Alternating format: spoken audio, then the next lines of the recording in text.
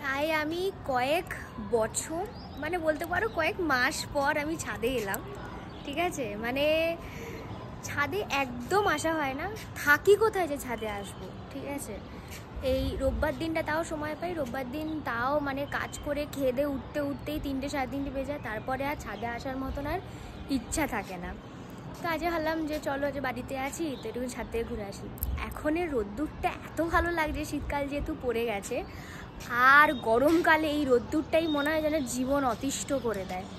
দেখো রোদ্দুরটা হেভি লাগছে না? আর এই সব থেকে বড় কথা, সানসেটের সময়টা আরও বেশি ভালো লাগে। তো ওই জন্য একটুখানি ছাদটা ঘুরতে এলাম। সেই মনে হয় লাস্ট আমি ছাদে এসেছিলাম কালী পুজোর সময়, ঠিক আছে। মানে ওই বাজি ফাটাতে, তাও কি সন্ধেবেলা, মানে এই বেলার টাইমে নয়, সন্ধেবেলা এসেছি, রাত্রির বেলা, সন্ধেবেলা রাত্রি 11টা 12টার সময় সবাই এসে আমি তো বাজি ফাটাই।